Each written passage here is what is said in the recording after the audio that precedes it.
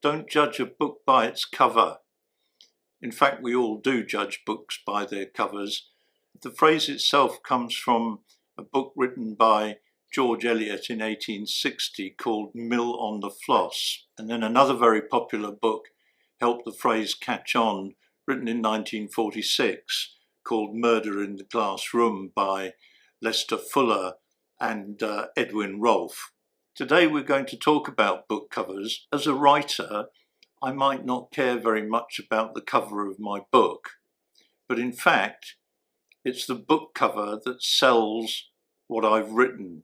So it is an extremely important part of the overall writing and publication business. So that's what we're going to focus on today. The cover of your book sells your writing, but it also does a number of other important things, many of which you probably don't even think about. It protects your book. So there's decisions to be made with your publisher about exactly how that cover is going to be constructed. Will your book be a hardcover book? That makes it much more expensive. Or if it's a soft-covered book, exactly what that cover again will be made of.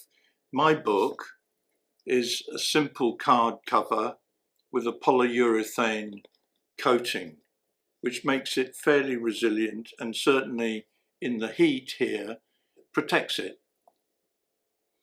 The other thing the cover does is to identify your book.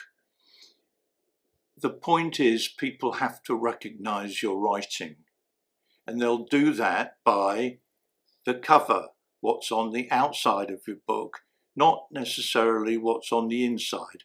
They won't look at the inside until they've decided to pick up the book and open it. So what is that cover going to tell them? There are choices to make about the cover. One is, do you promote the title or the name? In my book, I'm not a well-known author. So what we've decided to do is the title is on the book and my name is not so obvious. Here's another book with the same idea. The Law of Nutrition. It's easy to see and that may attract attention on the shelf. The name of the author you might not recognize.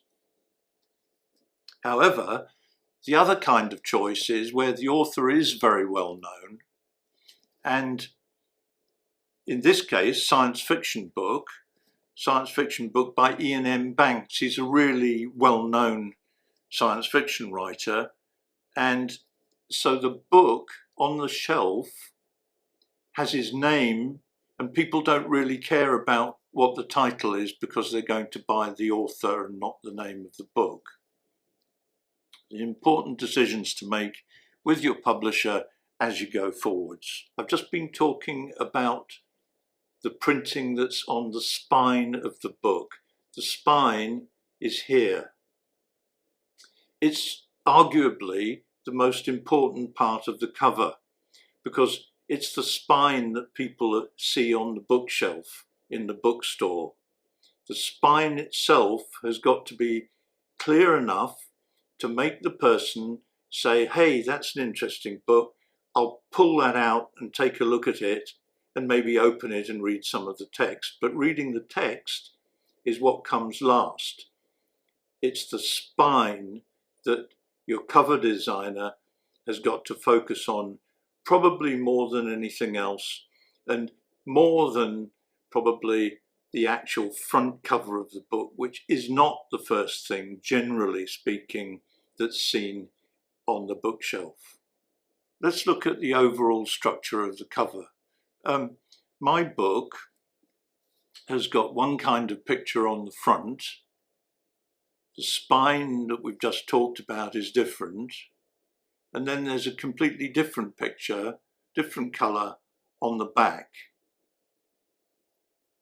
Other books, the picture entirely wraps around the book. And this is a good example.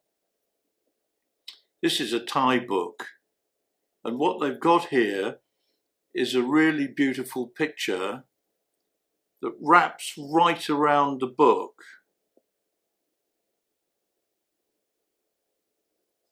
And then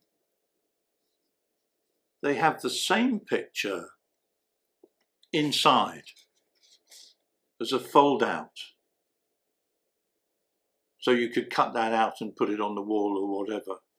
But the artistry of this particular book is a major selling point with readers. People often buy these books because they look beautiful. This kind of book is a technical book, and it doesn't really look very beautiful. It does wrap the colour around the cover. It's black. And then the other thing to notice about this, it's got lots of text on the back, because probably the readers of this book would like to know much more about it, and they can get that from the back cover before they decide to buy it. On the other hand, my choice was to put very little information on the back of the book. So the publishers of this book have gone a stage further. What they've done is to give the reader an extra gift, which is a poster, which is completely separate, but it's the entire book cover as it is, and that can form a, you can put that in a picture frame and make a beautiful picture of it. So it's an expensive operation to do. Here's another book cover design from a Thai book. You can give these as a gift, or you can even sell them online. So it's a way of promoting your writing that's related to the cover. So when you're thinking about the cover of your book, the design also reflects what the subject matter is. And so here on my book, we've got the idea of a flute player who's guiding people through a gateway. Just have a think about what you want to put on your book cover.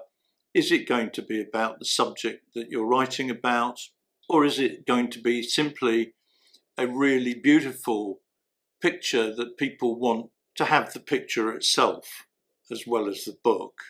So to summarize, your book cover is what sells your writing.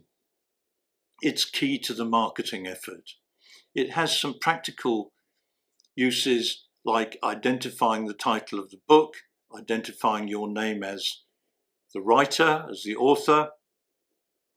It protects the book.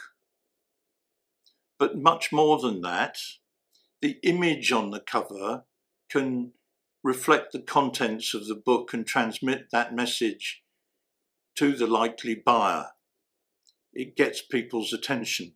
Moreover, if it's a beautiful piece of artwork, it's something that the reader, the buyer of your book, can cherish. Please like and subscribe. See you next week. Bye.